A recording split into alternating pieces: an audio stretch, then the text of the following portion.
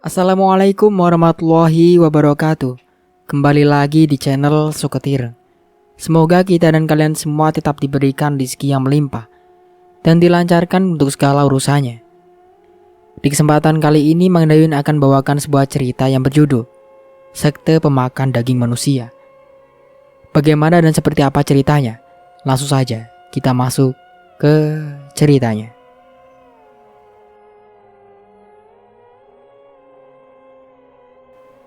Malam Pak, Saud Galin menyalami tangan Presiden dan tangan Jenderal Rusyanto.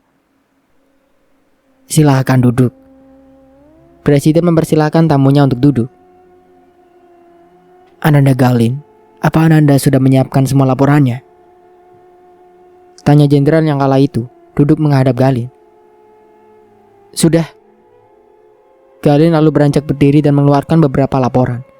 Dia menghidupkan sebuah layar proyektor yang sudah terhubung padanya. Dalam PAD-nya, dia menunjukkan kasus pertama, penusukan terhadap pemuka agama yang terjadi di Jawa Barat. Semua mata lalu tertuju pada layar proyektor yang menyala. Ini adalah bagian kasus kecil, tapi berefek luas pada masyarakat di Indonesia yang mayoritas Muslim. Mereka merasa tersinggung ketika seorang pembunuh divonis sebagai orang gila. Kemudian beberapa foto profil pembunuh ditampilkan, sedang melakukan hal-hal yang dilakukan orang normal. Jalan-jalan, bermain bersama anak istri, bermain game di sebuah warnet, serta foto-foto liburan lainnya.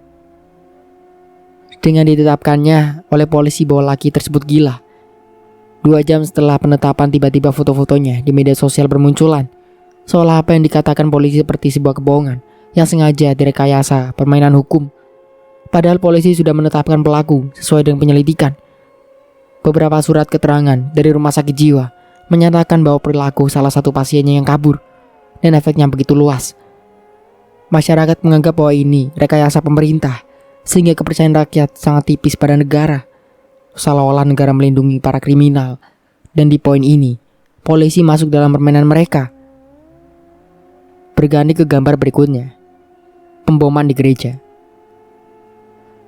Seorang laki-laki berbaju hitam dengan memakai atribut keislaman melempar sebuah bom dengan daya ledak tinggi saat misa Natal hingga memakan korban meninggal sampai 5 orang. Sebenarnya lelaki ini adalah seorang talent spesialis untuk hal-hal sabotase seperti ini. Dia seorang warga negara Malaysia yang kebetulan fasih berbahasa Indonesia. Dia agen didikan dari Mossad Israel yang direkrut oleh jaringan Black Hole di Asia Tenggara. Sebelumnya saya sempat mendapati fotonya juga saat dia berada di gereja dan beberapa tempat sebagai tenaga pengamanan. Dia juga kami curigai sebagai pemantik beberapa pertikaian ormas beragama yang sempat terjadi di Jakarta 6 hari yang lalu. Tujuannya untuk memancing kisruh adu domba antara 2 agama besar di Indonesia. Kenapa Black Hole mainkan masyarakat bawah, bukan memainkan peran di lingkup lembaga negara? Galin menggeleng. Tujuan mereka adalah pemilihan presiden tahun depan. Berdiri presiden untuk menjatuhkan kredibilitas presiden di masyarakat Indonesia. Dia buat kacau kalangan bawah, dia buat carut marut kalangan atas. Hukum dia buat seolah tak adil. Jika sebelum pemilu semua baik-baik saja, otomatis mereka tak akan pernah memenangkan pemilu. Mereka perlu pengalihan isu untuk menggeruk suara sedikit demi sedikit di kalangan bawah agar mendapatkan banyak simpati, dan ternyata itu berhasil. Lalu, Presiden kembali meminta analisanya. Lalu yang ini, sebuah logo perusahaan Tenley International Group keluar. 11 perusahaan milik keluarga Tenley yang dibekukan oleh pemerintah memberikan efek dan dampak kemenangan bagi calon lawan politik Anda. Presiden kembali dibuat bingung. Coba diperjelas. Lawan politik Anda menyewa sebuah kesultanan, kampanye milik keluarga Tenley, di mana CEO dari perusahaan Tenley juga pemimpin dari Black Hole. Artinya Black Hole perlu akses lagi masuk ke Indonesia melalui pemilu di tahun depan. Kemungkinan dia menunggangi calon lawan politik Anda dan memberi sumber daya keuangan serta sabotase yang sedang terjadi marak-maraknya di Indonesia, karena ini adalah bagian dari permainan mereka.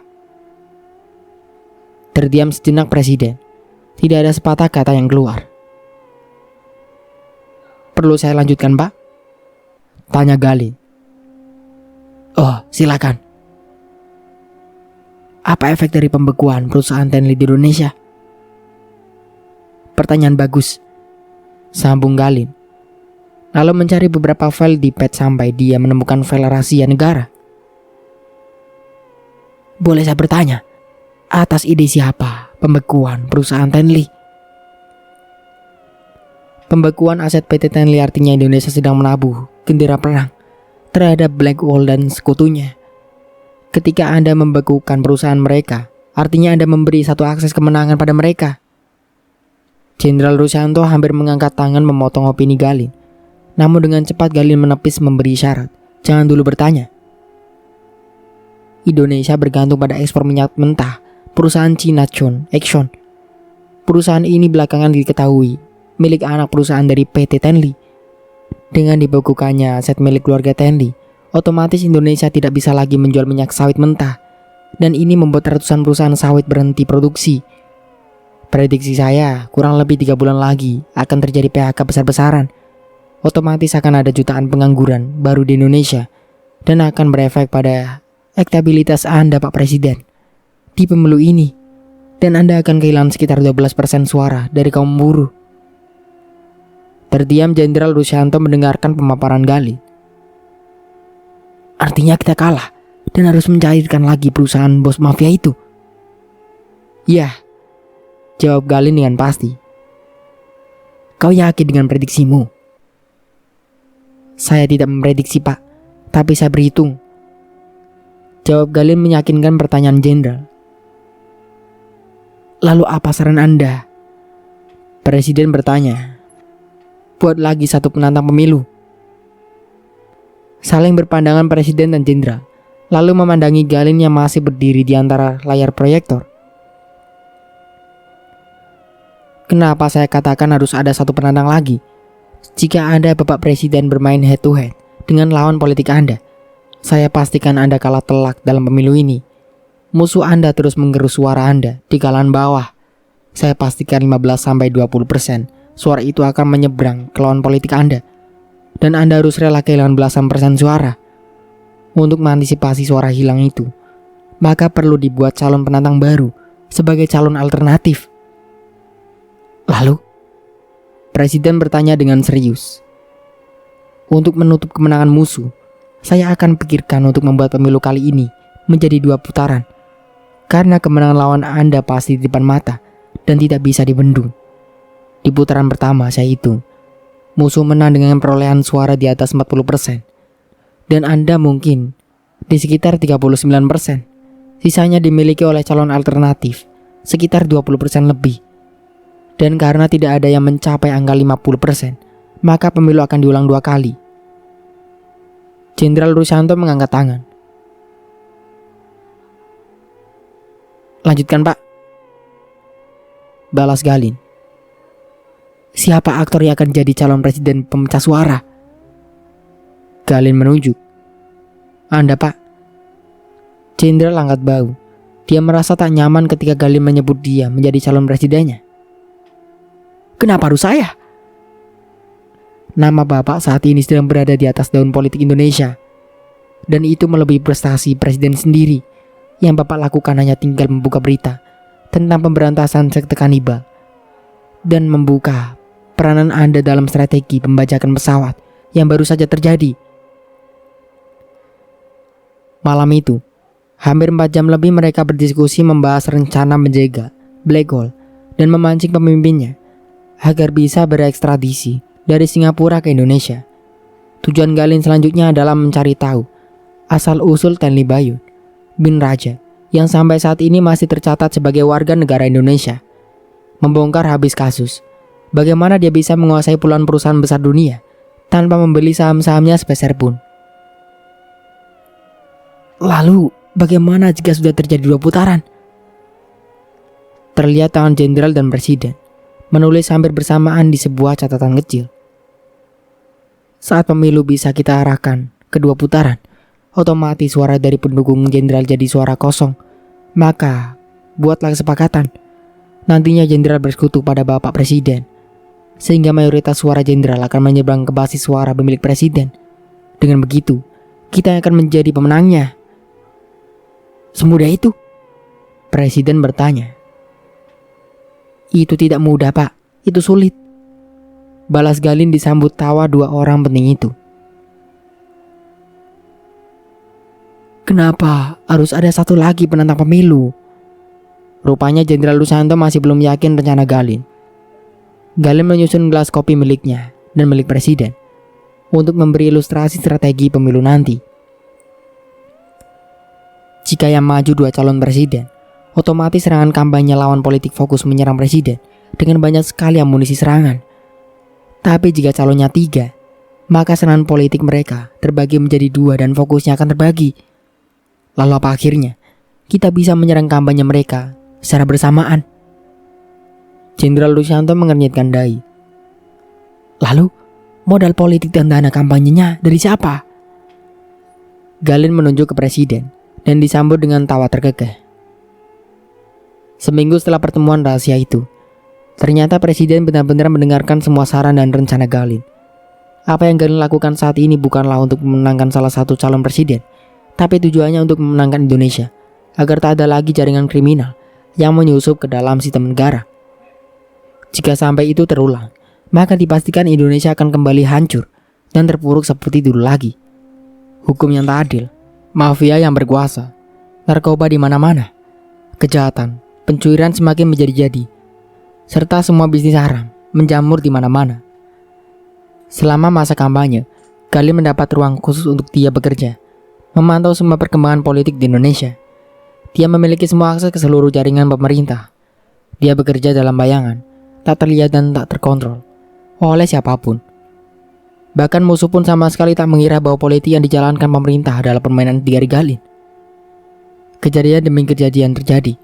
Bahkan penyerangan terhadap pemuka agama semakin menjadi-jadi. Teror bukan hanya ditujukan pada masyarakat, bahkan beberapa pejabat juga mendapat teror mengerikan. Dan beberapa tokoh politik Indonesia juga dibunuh.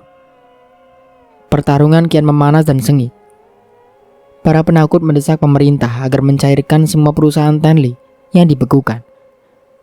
Namun pemerintah tetap tak bergeming, dan bahkan dalam tempo dekat akan menyita semua perusahaan. Kota Sambit adalah basis terbesar kekuatan dari Black Hole. Mengingat pemimpin jaringan ini besar dan berkarir di kota itu, teror terhadap petugas berseragam menjadi-jadi. Baik itu polisi dan tentara, perampok bank, hampir setiap minggu terjadi. Kepala jaringan Black Hole tersebut berani membayar harga kepala polisi dan tentara seharga 5 juta rupiah jika ada yang berhasil membunuhnya. Dan bila terluka parah akan dibayar dengan harga 3 juta rupiah. Kota Sambit berada dalam ratusan darurat militer.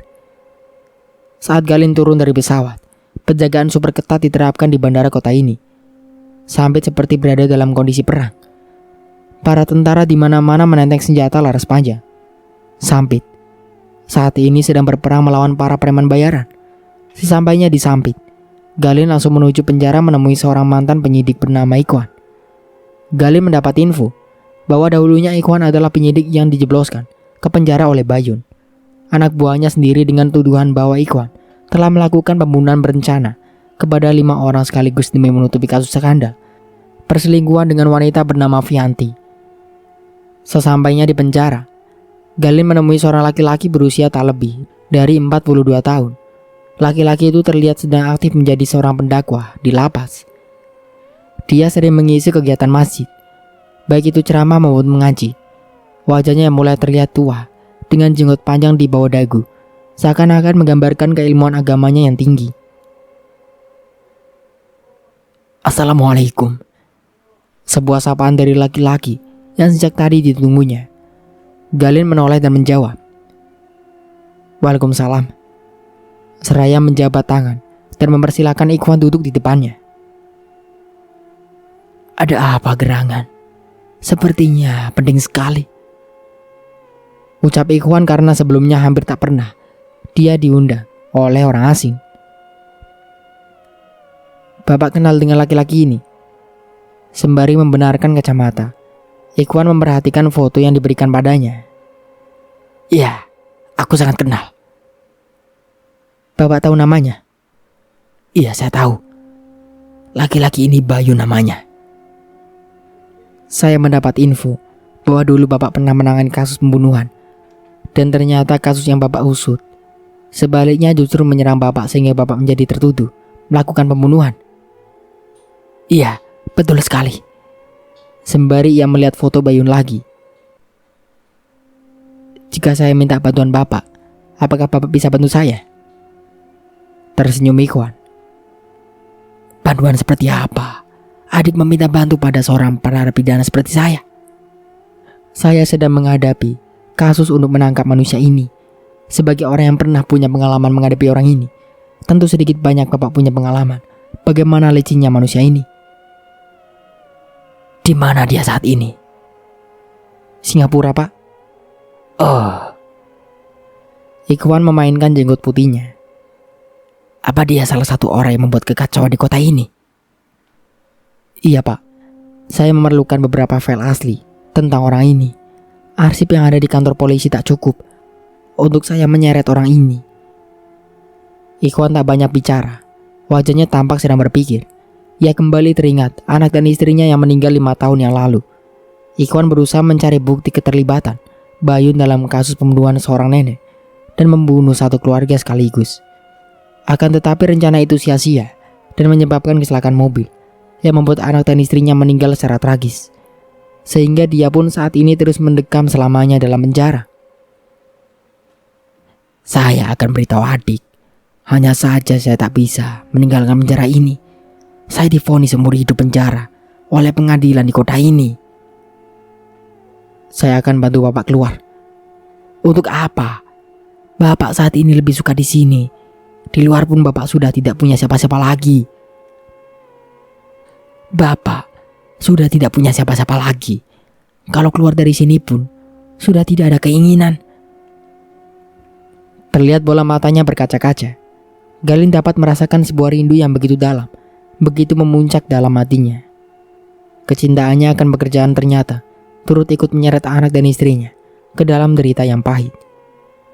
Ikhwan yakin kematian anak istrinya adalah bagian dari tujuan Bayun agar kasusnya menjadi hilang dan lenyap.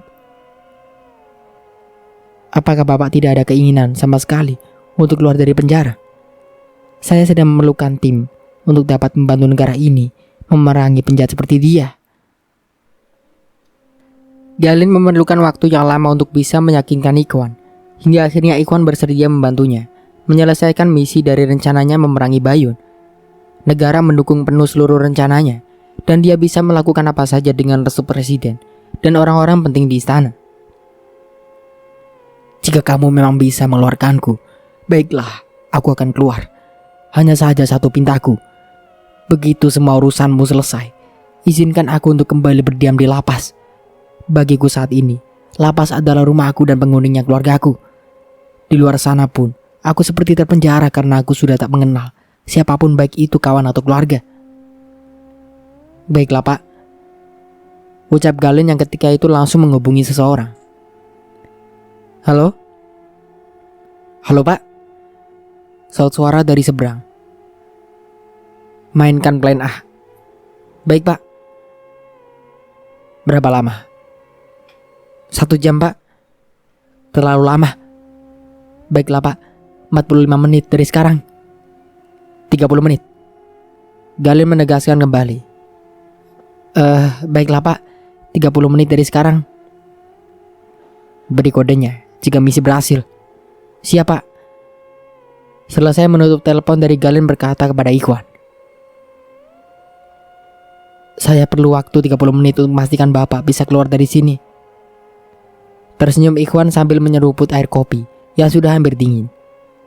Ikhwan memperhatikan Galin mulai menghidupkan stopwatch di handphone miliknya. Kala itu kantor Kemenkumham pusat begitu lengah. Suasana begitu sepi. Di parkiran mobil terlihat kosong. Hanya ada sepasang mobil Mobilio warna putih dan merah terparkir. Rupanya 2 orang pemilik mobil itu sedang berada di satu mobil yang sama. Laki-laki pemilik mobil Mobilio putih duduk di kursi tengah bersama pemilik Mobilio merah. Mereka berdua adalah sepasang selingkuhan yang sedang memadu kasih. Berawal dari sebuah rayuan dari seorang laki-laki bernama Arjuna 3 bulan lalu. Si wanita akhirnya terpikat dan jatuh cinta.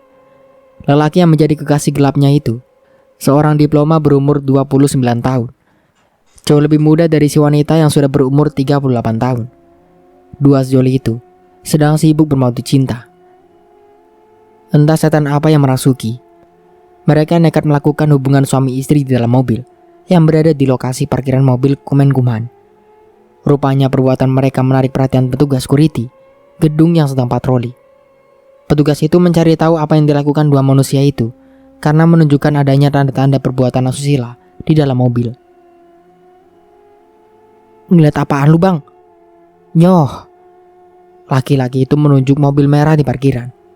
"Sadar gak?" "Oh iya, Bang," saut temannya semangat.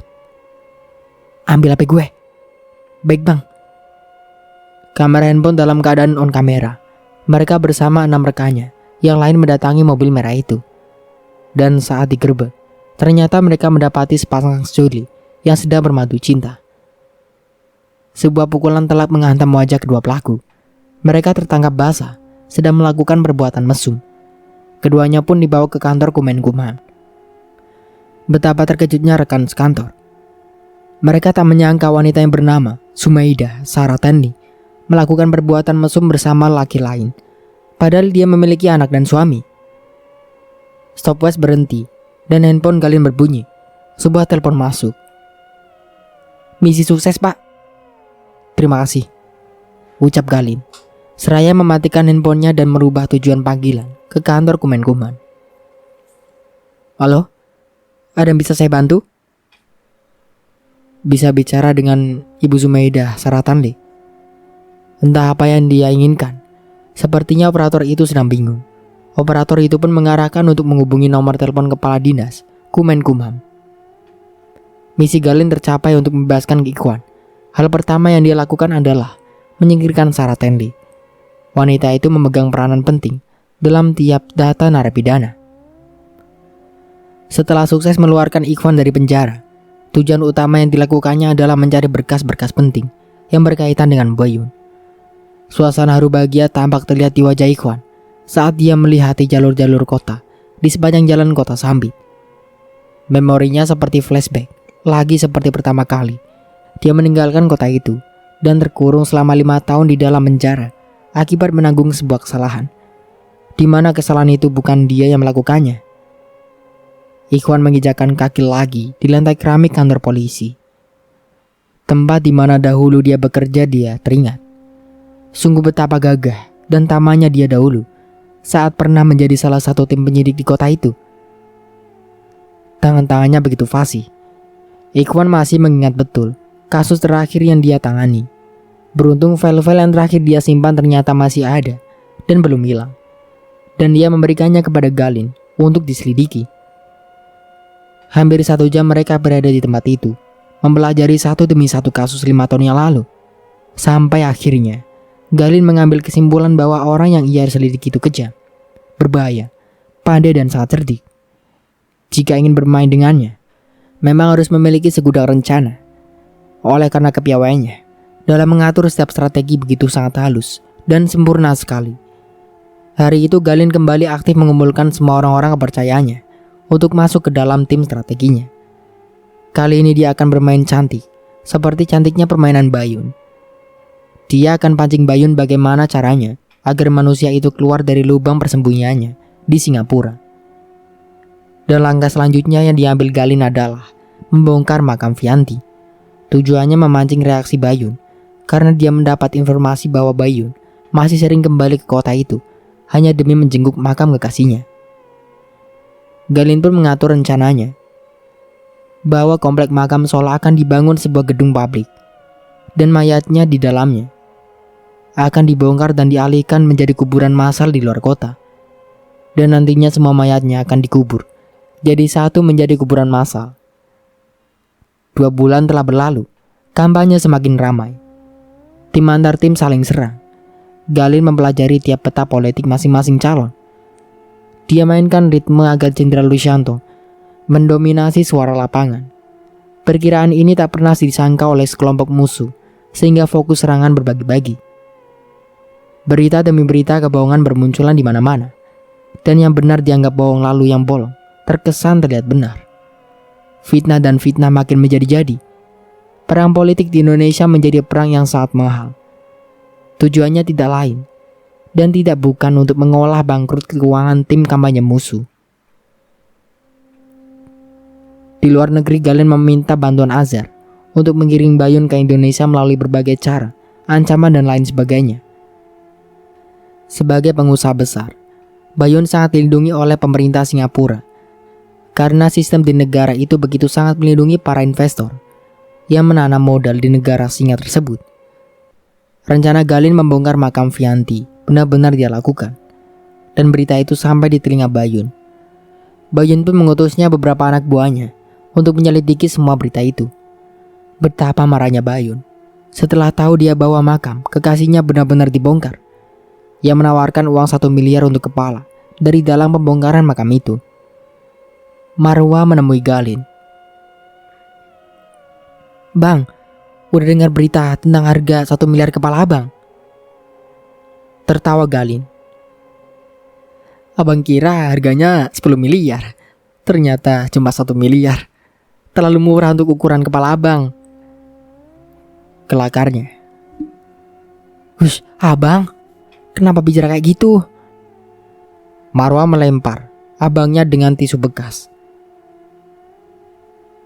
Ternyata dia benar-benar serius mencari abang.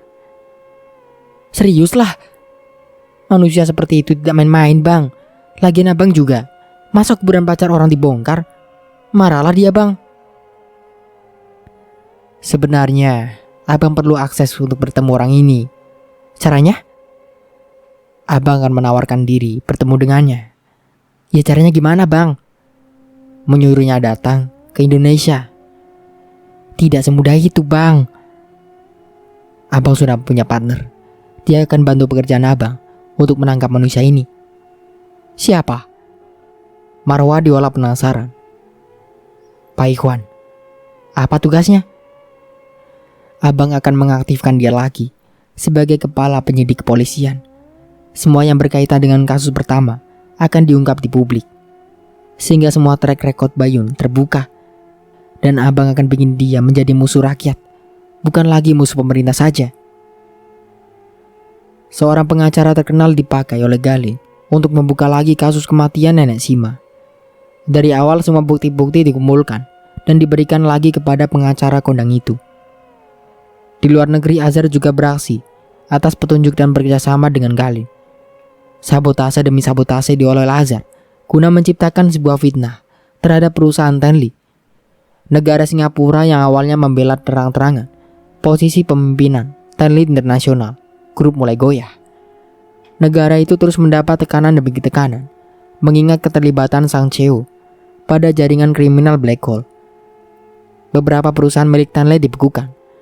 Kasus demi kasus penguasaan perusahaan mulai terbongkar boroknya. Ribuan karyawannya mendadak berhenti massal. Secara otomatis perusahaan tersebut tidak aktif lagi. Belum lagi data demi data terus dibocorkan oleh Azhar pada media dan membuat Bayon benar-benar dibuat tak berkutik. Peranan Azhar dalam mengolah media kampanye sangatlah diacungi jempol. Cara dia mematahkan argumen demi argumen serangan membuat beberapa negara beraksi terhadap aksinya.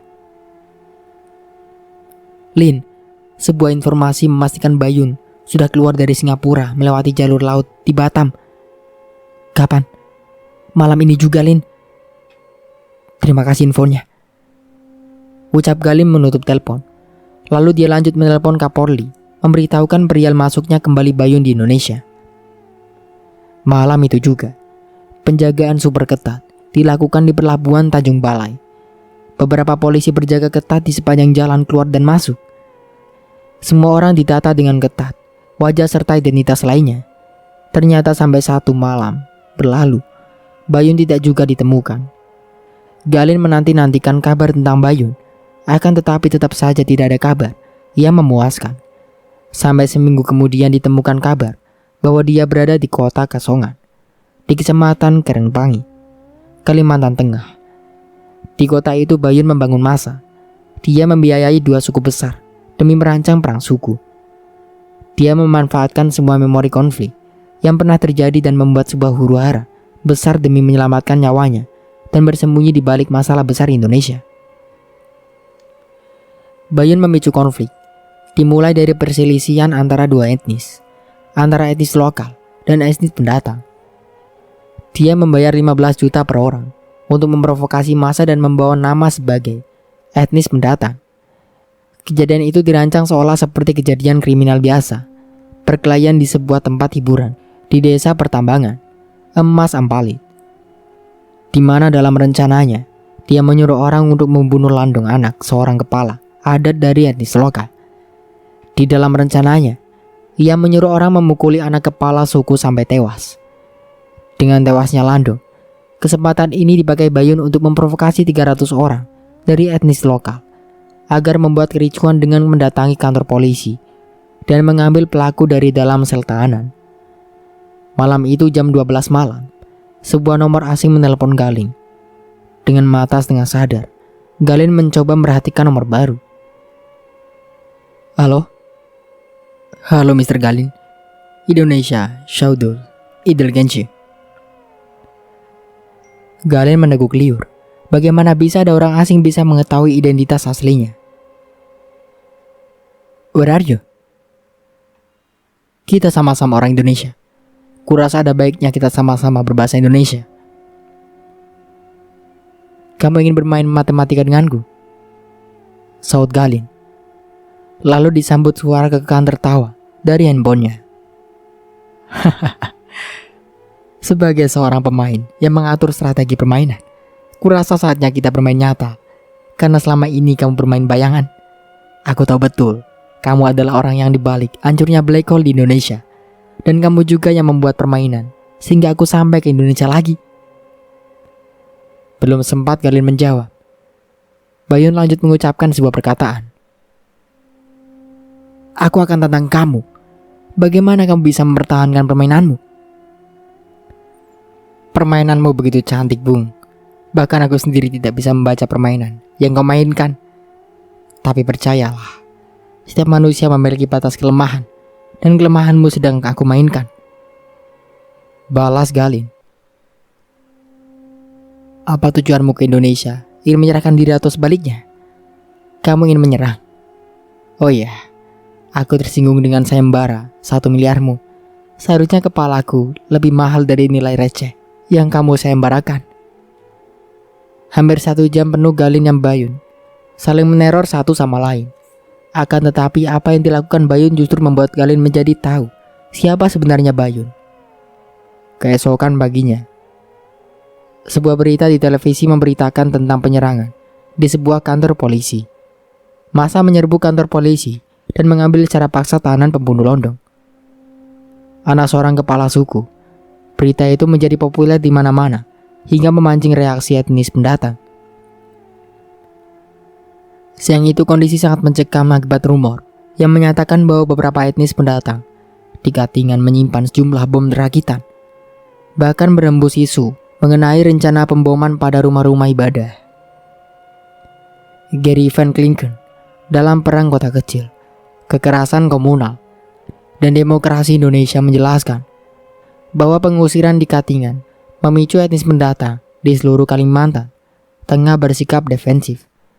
Sampai-sampai merasa perlu mempersenjatai diri. Serangan balas dendam antara etnis lokal dan etnis pendatang tak bisa dihindari lagi karena 2 etnis saling serang dan balas dendam. Warga pendatang mulai beraksi dengan membakar rumah-rumah etnis lokal.